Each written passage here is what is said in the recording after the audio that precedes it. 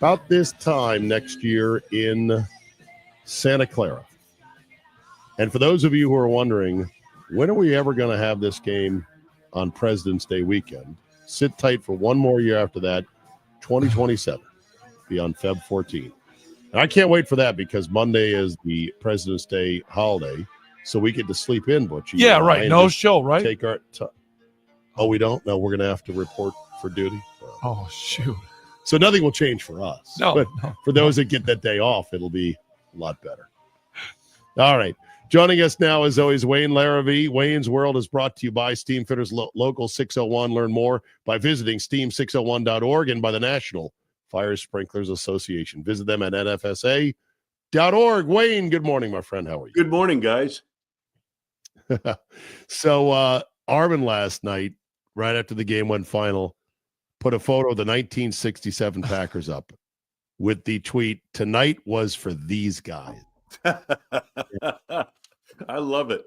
I love it. The last three-peat champions in NFL history. Yeah, the 60s Right. Packers. Right. I love it. And I laughed. And I had this conversation with Armin on our ride to the airport. I was like, Armin, you're always gatekeeping for the home teams. You're always gatekeeping. You're always defending. And Armin said, I know, but I feel like I got to do it. I feel like I got to be out there in them streets doing it. And I laughed. I said, all right, good. So I responded to that tweet, Wayne, with always gatekeeping, always. But I did not include a laughing, crying emoji to let people know that I'm not mad about the gatekeeping. So that's the problem with Twitter. People think that I'm somehow trying to start a fight, right? Aaron Nagler takes a shot at me saying, we get that you're just happy Washington is relevant. What? Well, Butchie, what is that? I don't know what that is. I'll be honest. Where does that come from? I don't know. Does that come from Nagler being four old fashions deep or something? It might be. That had nothing to do with anything. It might be. I was mirthfully joking to Armin about how he's always gatekeeping. Like, I don't think anyone outside of Armin and a few other people said this was for these guys to maintain the sanctity of the three-peat. Correct. But that's what Armin does, Wayne. Yes. And God bless him for it. Then, Wayne, I get grief from my former radio partner, Andy Poland, who's Mr., sports existed before the internet guy. He said it was actually a three-peat for the Packers who don't recognize sports before Sports Center was a thing. So I'm getting it from all over here. Okay? Oh, my gosh. They're piling on. They're piling on me. This was just meant as an appreciation tweet for Armin. For Armin doing what Armin does, which it is an appreciation for Armin. Hey, he's gonna get in them streets of social media, and he's gonna fight for the Packers. He loves it. That said, we learned, as if we didn't already, Wayne, that winning 3 of these in a row is super hard. Yeah, I mean, it's monumental just to get to 3. And I know everybody will say, well, Buffalo got to 4 in a row, and they didn't win any of them. But just to get there, 4. Was just really it's amazing. And then, it's funny how that game can make your team look so vulnerable. We found that the Chiefs, they don't have a lot of playmakers on the outside of their receiving core. They've got one, the rookie. He's a raw kid, and he had caught a TD pass last night. They don't have a great ground game. Their offensive line was a little disheveled. They were beat up a little bit. They had some people out of position.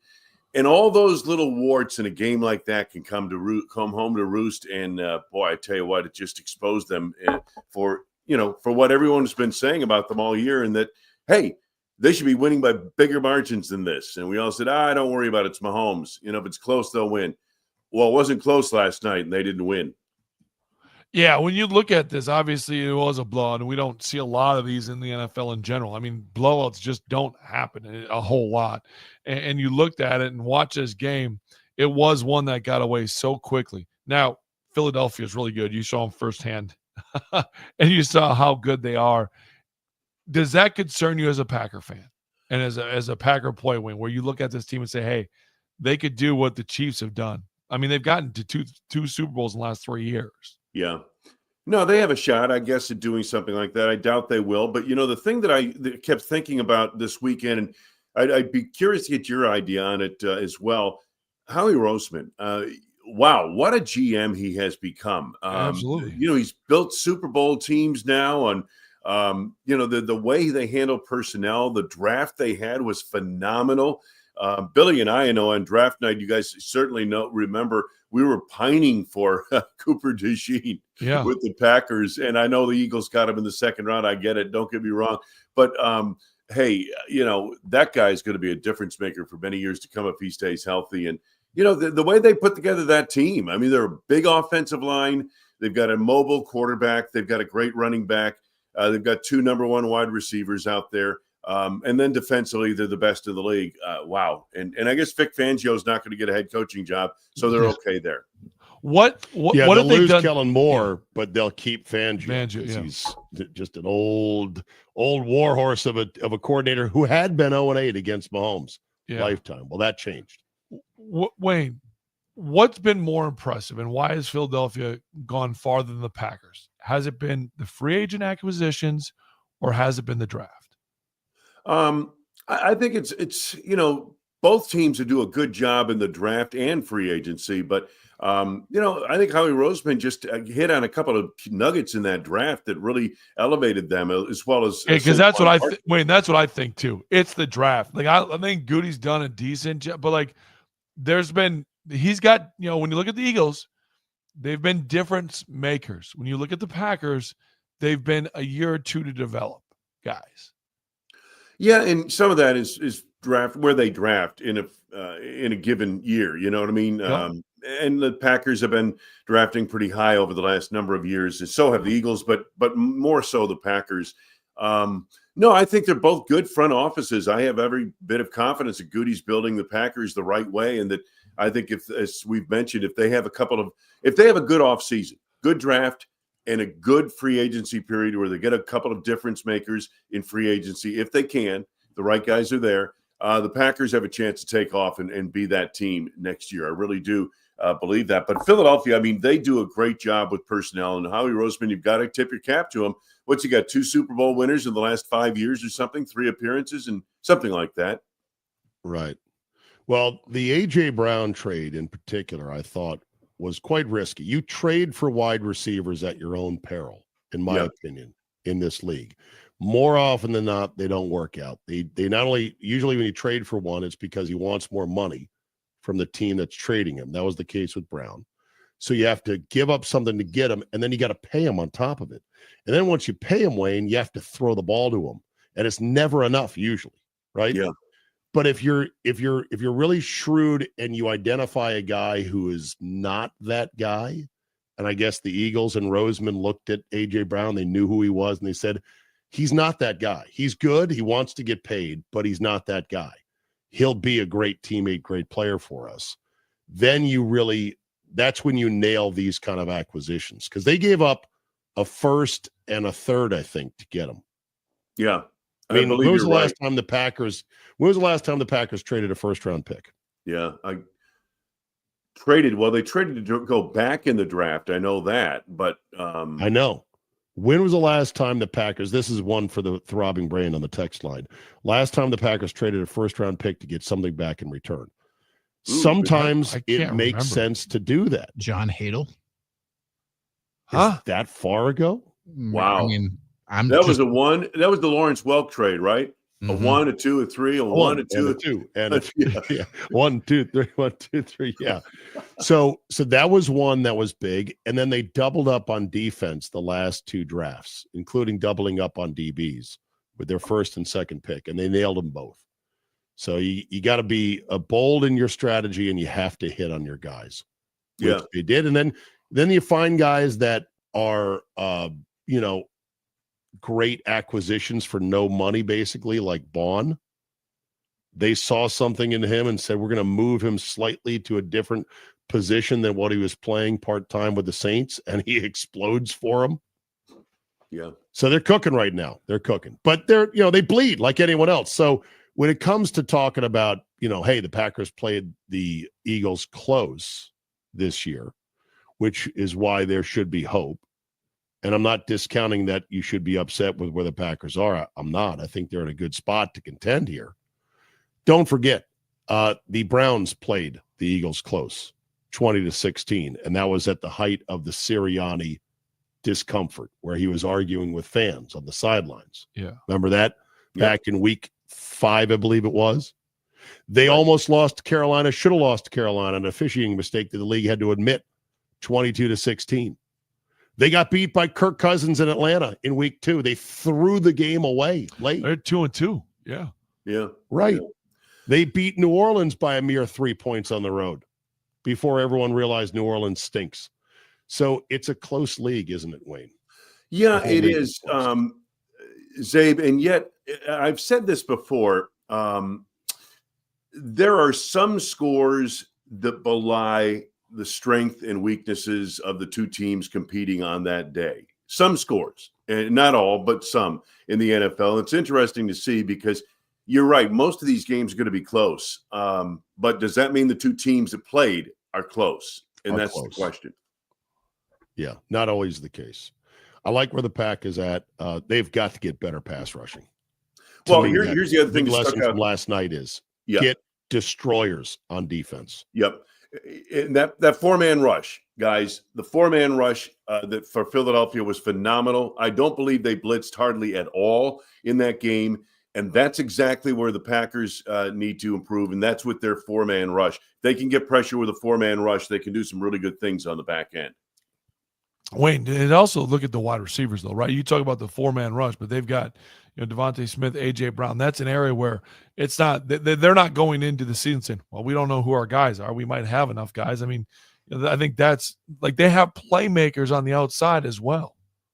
I think the Packers are going to do their best to try to attack from a personnel standpoint those two areas, four-man pass rush, so down linemen, and a wide receiver. And I think they're looking for a guy who could come into that room and take over and kind of be the lead guy, certainly in performance on the field, but maybe also they're looking for a guy who can lead the way the two players they got last year in free agency can lead. And that's going to be hard to find. But if they do, I think they'll go for it. There's no question in my mind about that. And you see the value of the number one receiver. Number one receiver, four-man rush. Those are the two things that I took as a Packers observer, two areas where, hey, if Green Bay could be like that, they've got a shot. Do you think it's one of those things, too, like where you watch Jalen Hurts and the way he plays? Are you sold 100% on Jordan Love? Yeah, I think so. Absolutely. Is Jalen Hurts better than Jordan Love? At the moment, yes. You would have to say so. At the moment. Yeah. But I don't think there's – I think I agree with you. I agree 100%. Yeah. I think his ceiling would get him to that level. But, Jalen Hurts been to 2 Super Bowls. He could have been MVP of the Super Bowl, 3 years ago when they lost to Kansas City. He played better than Mahomes that day, but Philadelphia lost. Yep. So that's the only reason wasn't the MVP. But Jalen Hurts, good quarterback. There's no question. But I think the ceiling, when I look at Jordan Love, is in that range. I think he can be that kind of player. Yeah. If you saw Jordan Love with Kay Adams, he basically said, I was never quite right after the game in Brazil. Yeah. He fought his way through it, came back probably at least a week early, maybe 2, because they needed him. Yeah. And then there was other things that cropped up, and he fought through them all. So I feel still very good about Jordan Love, but this was almost a incomplete year because of the injuries.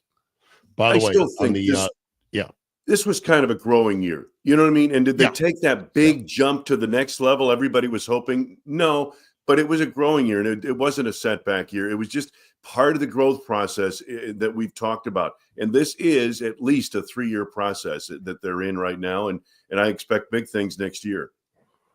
Yeah. And as far as the pass rush goes, so there were guys last night that were eaten that you didn't really know. Obviously, Jalen Carter was relatively quiet in terms of the box score, but guys like Jordan Davis is a first-round pick from 2022 out of Georgia. So they go to the Georgia store a lot there, and that's, again, not a bad strategy. Milton Williams had 2 sacks in the game, and you might go, who's he? He's a third-round pick who's been on the team now for 4 years. Sweat had 2.5 sacks, and you're like, who's this guy? And he's a 4th-round pick who's been on the team for 6 years. So these are guys that lurk behind the stars, Wayne, that are just part of what they do, that if given the chance can really impact games.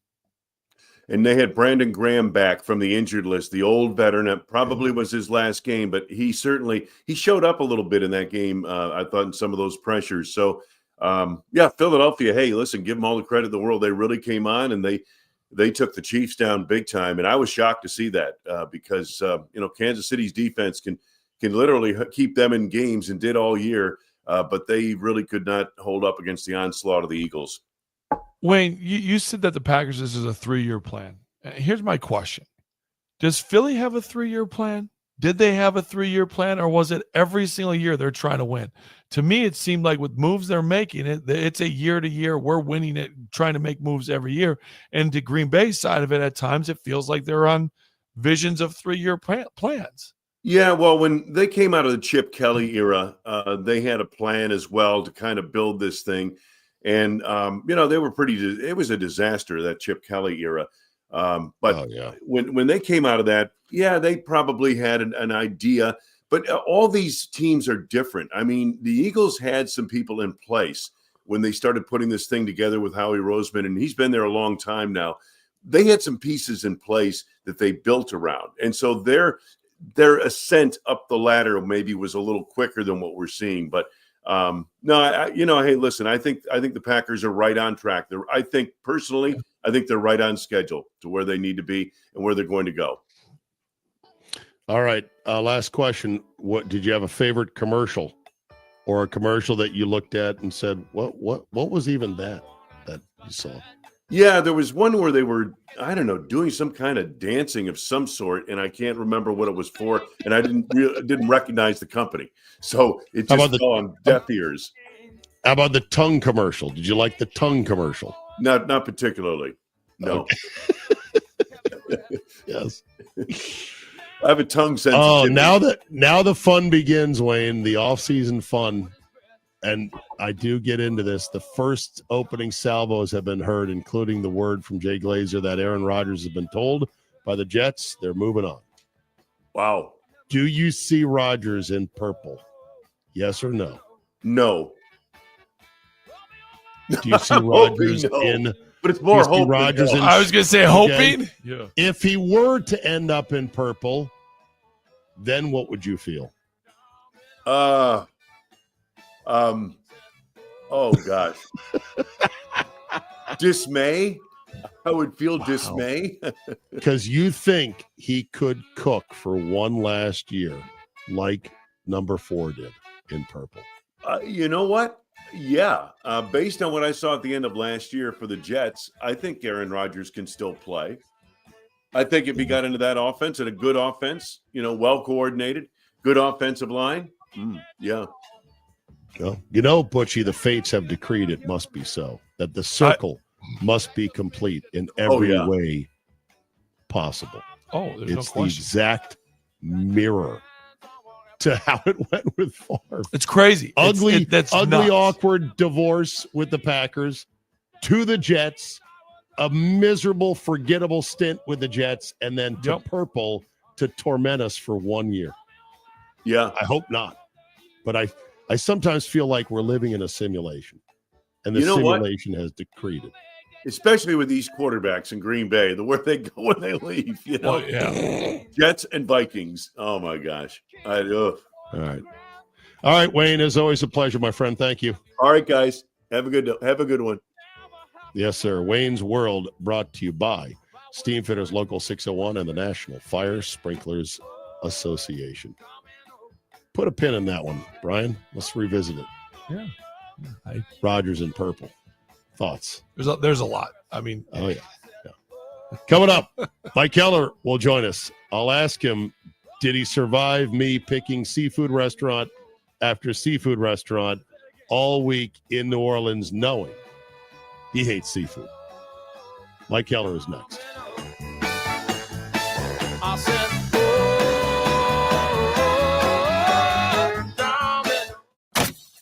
Now, here's traffic from Tri-City National Bank, your hometown bank. Call the Tri-City Total Traffic Tip Line at 411.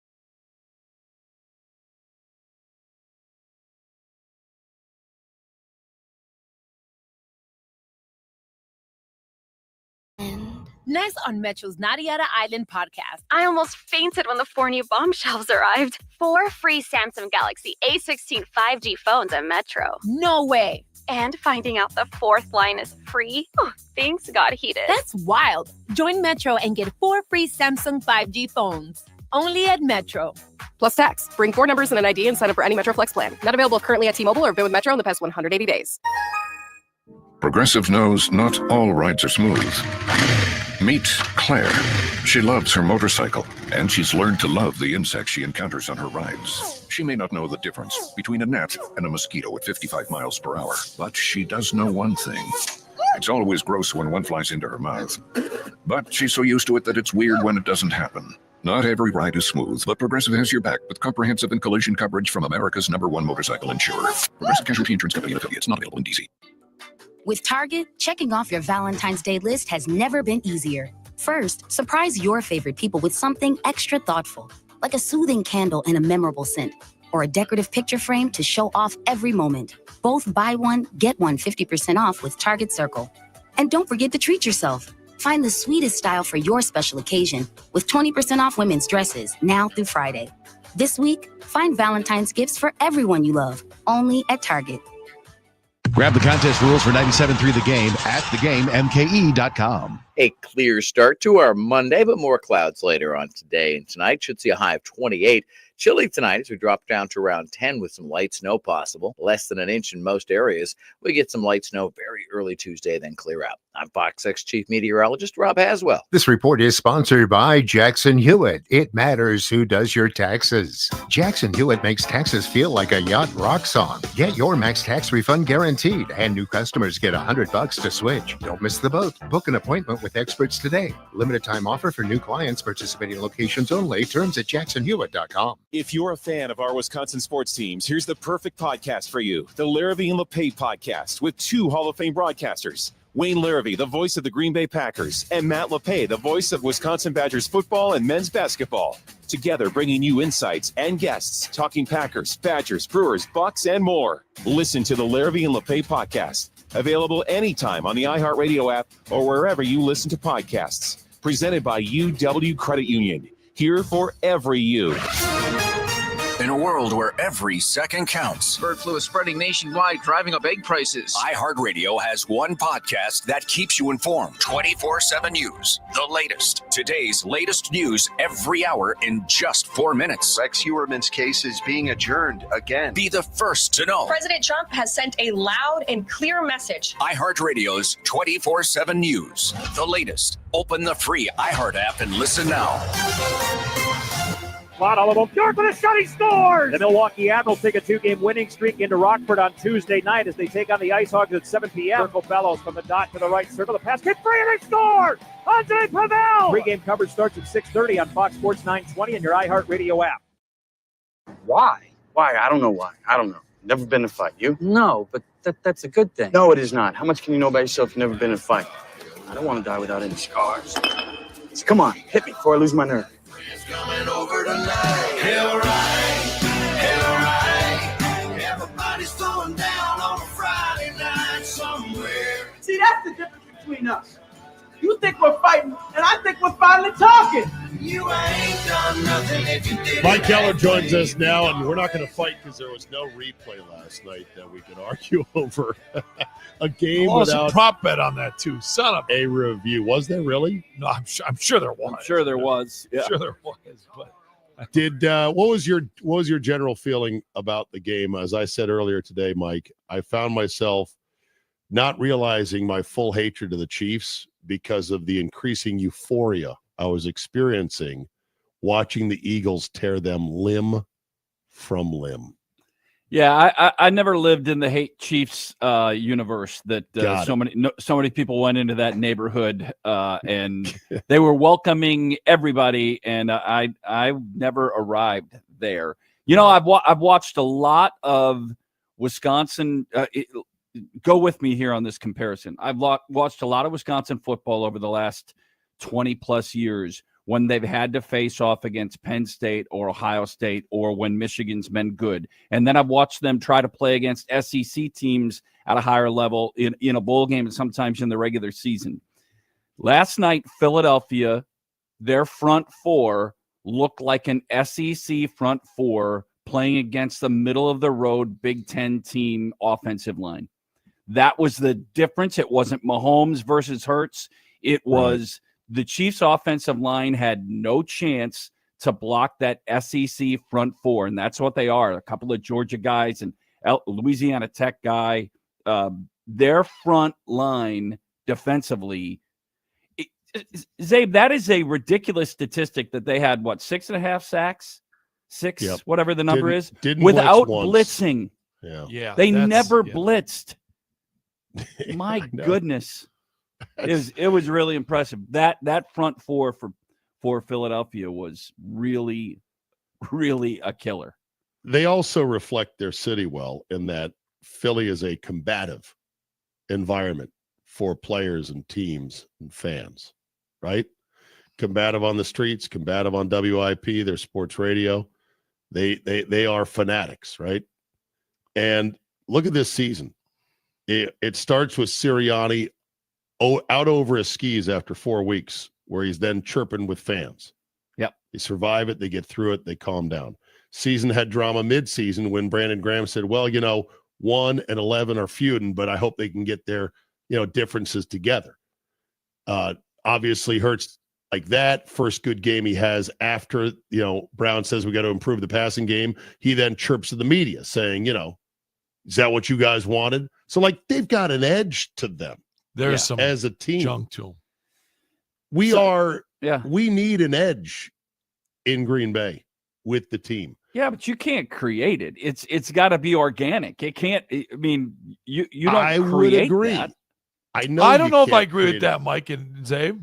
You think you can create edges? You don't think? Oh, that I just think happens if you organically? draft player, you can definitely create it. You can have people that do that. Guys that are more inclined to be that way. Yes. Butchie, first of all, question, and then I'll ask Mike, do you think the Packers currently have an edge? No, I've called them soft 2 years ago. I thought they were tougher this year physically, but I still don't think as far as like a street fight, if you see the Packers walking down, you're like, okay, we're good. Mike, I don't have to worry about these dudes. Do you think the Packers have an edge? I think the Packers can have an edge. They need a guy. You know who they need? Do they? Do they? I was going to say, they're a couple of players away, and a couple of those players, I wouldn't get them just because they have an edge. But a guy like a Max Crosby, a guy like a Myles Garrett, I'm thinking of when you go back to the last Super Bowl, Clay Matthews was the edge guy. Like he had something different about him. They don't have that guy on defense. They certainly have them on offense. They need a receiver to step up. They're going to have to go get one. But they need to go do what Brian Gutekunst talked about in his last line at the presser. And they need to go compete now for championships. That starts with him. This offseason, he's got to get edge, he's got to get a cover corner, and he's got to get a wide receiver. Yep. But this is the thing. They've got guys that are a little wacky. Jair's wacky. But he's crazy wacky in weird wacky way.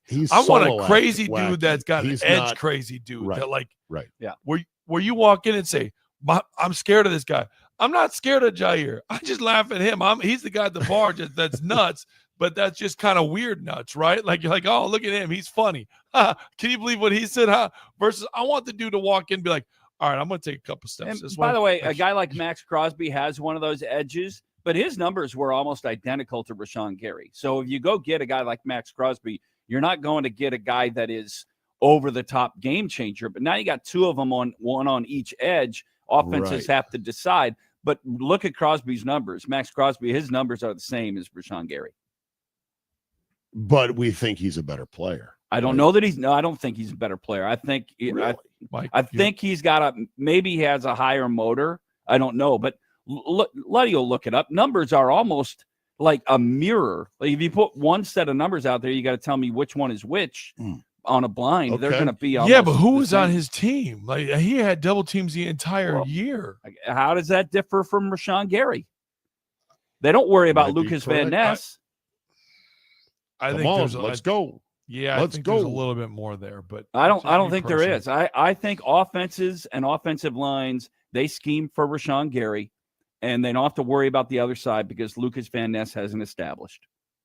See, here's the tweet that confirmed is it just me or does this team need a bit of a ragged razor's edge to it when it comes to operations? Ken Ingalls, the unofficial Twitter capologist to the Packers Stars, who is great with the numbers, but he also knows the team and he knows football. He's a lifelong fan, and he's a gentle fellow. He's not usually a flamethrower. Says, I agree this team could maybe use some more FU energy infused into their locker room. When Ken Ingalls is saying that, I think that's a pretty good indication. Yeah, and that's it's fairly easy to go there today, the day after the Philadelphia front four took after Kansas City. I know. But this has been some for 2 years. I mean, I called them soft. I've called them front runners. Like, this isn't new for me. I think that's what they need. Like, well, you've called them that, and I wouldn't have disagreed 2 years ago. Last year, I thought they were more physical, but I still didn't think they had those. We all understand that 2 years ago was supposed to be a year they don't make the playoffs. That was a transition year. Right. Okay, so answer me this: why does Philadelphia have transition years? Butchie, not everybody's going to run their organization the same way. No, I mean, Green Bay's success. I can be compared wrong to in Philadelphia. this. I can be wrong, but does Philadelphia have transition years? Well, I don't know. I'm asking you. Do you think they have? Sure. Because I don't. Over the last 4 or 5 years, I don't think they've ever had a transition year. Well, last year they were dog crap down the stretch. Last year looked like a transition year. They were terrible. And in 2020, the transition between them winning in 17 and 18. Yep. Remember, they had to get rid of Carson Wentz and move Jalen Hurts in, so they struggled that year in 2020. No, but Butchie, they did what the Packers did. They layered a quarterback on top of their existing guy, and that was Hurts. And again, they Roseman and their team identified Hurts was going to be the guy that could accept the challenge of, hey, we took you in the second round, but we're not going to play you right away. Yeah. And we got to work with you. This is a proud young man who had a career in college that would be the envy of 99.9% of guys. But they identified this dude's built different. I think Hurts is the best grinder, Mike. Well, in the NFL. He got benched in a national championship game. Yes. And now he's absorbed it. And he absorbed it. Yeah, I thought his commentary last night post game throughout, like it repeated the same mantra. The ups and downs have built me, and they work the same way.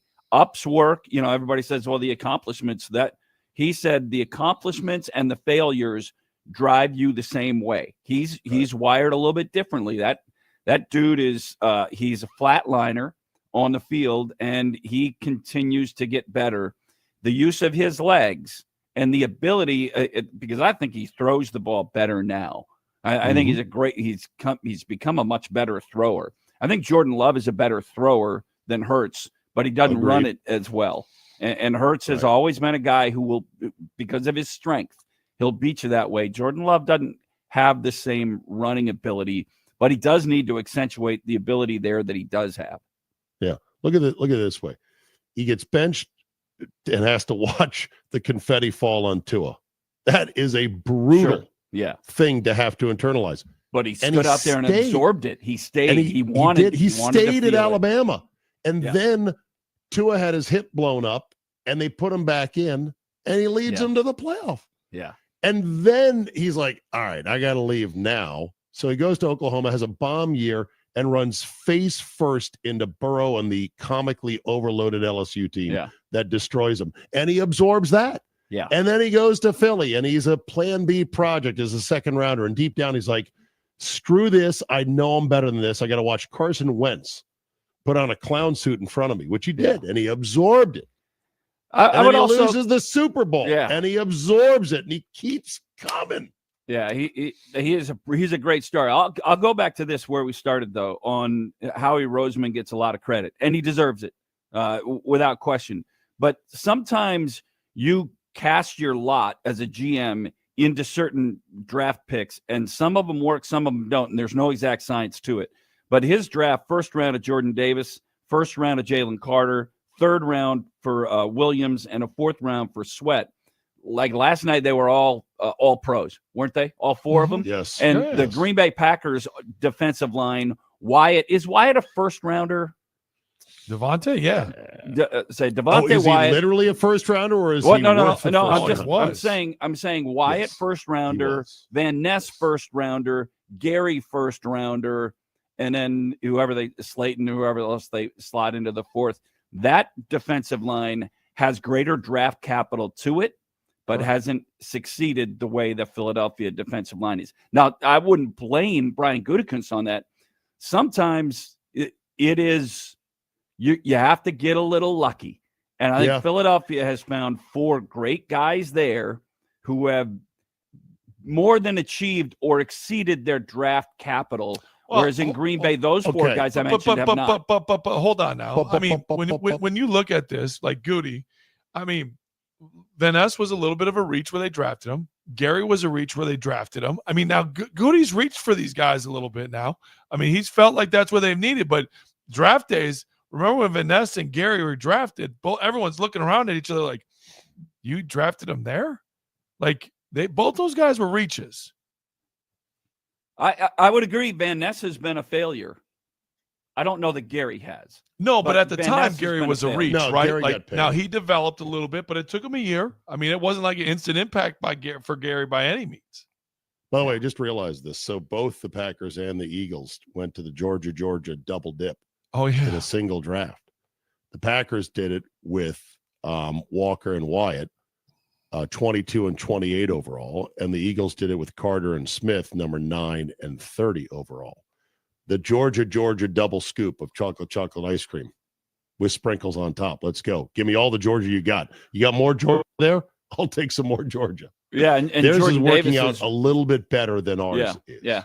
Jordan Davis from Georgia, Carter from Georgia, and Smith from Georgia. So they went 3 in 2 years on that defensive line. So yeah, it was really impressive. But that was the entire story of the game last night. People are going to put it on Mahomes. I thought Mahomes' first throw, the pick 6, was Mahomes making a bad read, bad throw. The second one, he gets jostled, he gets hit from the side, didn't see it. And who did they move out?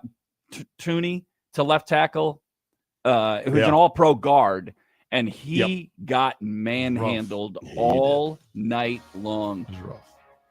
Offensive line versus defensive line wins games, and it's never been more apparent than last night. Yeah. Is Kelsey washed? Should he retire? I think he might retire. Although maybe this will be fuel for him, but even after catches last night, there wasn't a Gronk wildness in his running, a violence in his running. He was going down pretty quickly. And unlike maybe there's something wrong there too. Maybe he was going through an injury. He didn't look the same. And his girlfriend did make the telecast. I thought we might get shut out of Taylor Swift, but they made sure to pop her on there. Just one time, though, right? Maybe once. Well, not much for her to scream and yell about with Brittany Mahomes last night. So. Yeah. All right, Mike. Seafood restaurants, by the way. Bunch of seafood restaurants. That's all we did. Seafood restaurants. Seafood restaurants. I thought I was. Who was in charge of picking all the restaurants? Oh, and who do you think picked all the restaurants? That guy right there. I picked 2 of them. I wasn't even out for the restaurants. No. Earlier. The first one was a good pick. The first one was a good pick. That was what was it called again down there by with the Miss Marriott? E. Yeah. With Missy. That was a delicious piece of fish. I had blackened sheep's head with some crawfish on top of it. It was not a chance. Not a chance for me. I had oysters on the half shell. That was my version of seafood. And then chicken. Then I picked the Blue Bayou, which looked good, but it was not good. It was just a generic restaurant. What are you going to get on Canal? Music too loud. I panicked. I was like, I don't want to get neck deep in Bourbon Street and try to find a restaurant that could seat 7. Yeah. So I took the first available. That was my mistake. But I've had enough jambalaya and gumbo for many years now. Yeah. Literally don't need any more of it. I got very sick of it. Yeah. And poor Zion. Butchie, Zion never stood a chance down in that city. Not down there. Never stood a Not with chance. red beans and rice and beignets every morning. Hell no. Not a chance. Exactly. Not a chance. Poor guy. All right, today, noon to 3, Mike Keller Show. All right, my boys. friend, have a good one. Thank you. I'll see you.